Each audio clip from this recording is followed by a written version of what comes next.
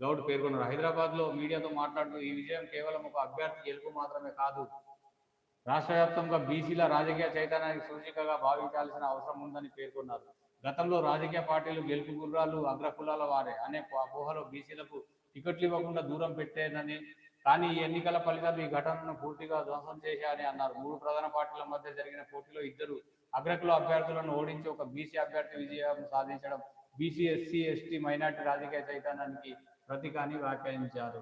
నిన్న మొత్తానికి నవీన్ యాదవ్ గెలవడానికి బీసీలే కారణము.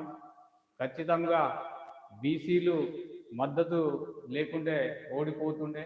అదేవిధంగా బీఆర్ఎస్ వారసత్వ రాజకీయాలకు ప్రాధాన్యత ఇస్తూ బీసీలను పక్కన పెట్టి మరోసారి అగ్రకుల అభ్యర్థికి టికెట్ ఇచ్చినందువల్ల గెలవాల్సిన సిట్టింగ్ సీటును తామే కోల్పోయినట్లు వివరించారు.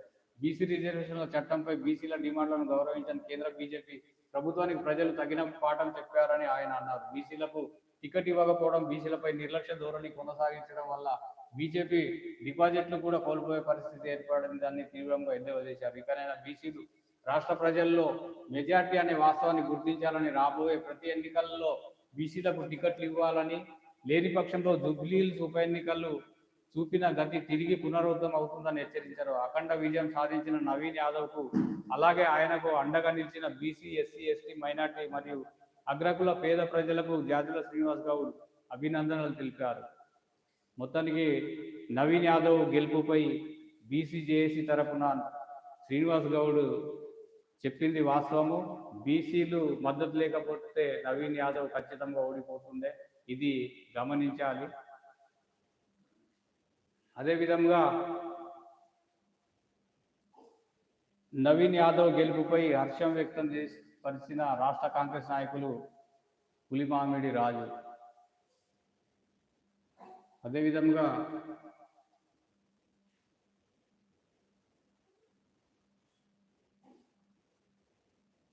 జూబ్లీహిల్స్లో నవీన్ యాదవ్ గెలుపు,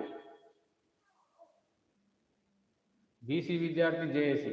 హైదరాబాద్ జూబ్లీహిల్స్ ఉప ఎన్నికల్లో నవీన్ యాదవ్ గెలుపు బీసీలుగా 42% రిజర్వేషన్ సాధన గెలుపుగా భావిస్తున్నామని బీసీ విద్యార్థి జేఏసీ చైర్మన్ కొమ్మనబోయిన సైదులు యాదవ్ అన్నారు. నవీన్ యాదవ్ గెలిచిన సందర్భంగా సైదులు ఆధ్వర్యంలో ఉస్మానియా యూనివర్సిటీలోని ఆర్ట్స్ కళాశాల వద్ద సీట్లు పంచుకొని సంబరాలు చేసుకున్నారు. నిన్న మొత్తానికి బీసీ జేఏసీ ఓయూ నుంచి కూడా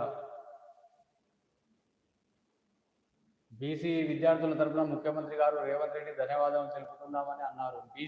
బీసీల మేధావులు, బీసీ విద్యార్థులు ప్రజలారా ఆలోచన చేయండి. రాబోయే కాలం బీసీల రాజ్యాధికారం మనం అందరం కలిసి ఐక్యంగా పోరాటం చేయాలని వారు తెలిపారు. బీసీల 42% రిజర్వేషన్ సాధన కోసం రేవంత్ రెడ్డి నాయకత్వంలో అన్ని అఖిలపక్షం రాజకీయ పార్టీలను ఢిల్లీకి తీసుకువెళ్లి కేంద్ర ప్రభుత్వానికి వినతి పత్రం, రాహుల్ గాంధీ నాయకత్వంలోని ఇండియా కూటమి ఆధ్వర్యంలో డిసెంబర్లో ప్రారంభమయ్యే పార్లమెంట్ సమావేశాలలో బీసీల రిజర్వేషన్ బిల్లును కేంద్రం ఆమోదించే విధంగా 9వ షెడ్యూల్లో పెట్టాలని డిమాండ్ చేస్తూ తీర్మానం ప్రవేశపెట్టాలని కోరారు. ఈ కార్యక్రమంలో నాయకులు నండూరు నర్సియా, కాంగ్రెస్ నాయకులు ఎర్రస్వామి విజయ్, బీసీ విద్యార్థి జేఏసీ అధ్యక్షులు చేరాల వంశీ, వంగూరి శివ, గౌతమ్ రాజు యాదవ్, కంబాలపల్లి మహేష్, చంద్రకాంత్ శివ తదితరులు క్రాంతి శ్రీనివాస్ పాల్గొన్నారు.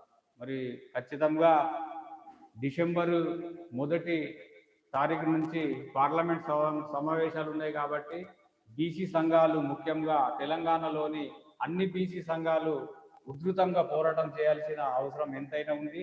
ఈ పార్లమెంట్ సమావేశాల్లోనే ఖచ్చితంగా బీసీల రిజర్వేషన్ చట్టబద్ధత కావాలంటే పోరాటాలు ఈ నెల మొత్తం ఉధృతంగా అన్ని వాడవాడ నుంచి, గ్రామాల నుంచి, మండల కేంద్రాల్లో, జిల్లా కేంద్రాల్లో, రాష్ట్రంలో మొత్తం ఉద్యమాన్ని చేస్తూ ఢిల్లీలో కూడా బీసీ సంఘాలు రాష్ట్ర నాయకత్వము ఆలోచించి ఖచ్చితంగా ఢిల్లీ వరకు ఉద్యమాన్ని తీసుకెళ్ళాలి. జంతర్ మంతర్లో కూడా పోయి ధర్నాలు, వివిధ కార్యక్రమాలు చేయాలి. ఖచ్చితంగా బీసీల సెగతో బీజేపీ దిగి రావాల్సిన పరిస్థితి కల్పించాలి. లేని పక్షంలో ఈ సమస్య ఇలానే ఉంటుంది.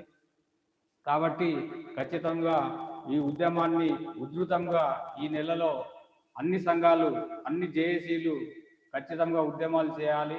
అందరూ ప్రజలు పాల్గొనాలి. బీసీ మేధావులు, విద్యార్థులు, యువకులు, నిరుద్యోగులు, బీసీ మహిళలు అందరూ ఉద్యమంలో పాల్గొని ఈ ఉద్యమాన్ని విజయవంతం చేసినప్పుడే మనకు రిజర్వేషన్స్ వస్తుంది. అదేవిధంగా ఈరోజు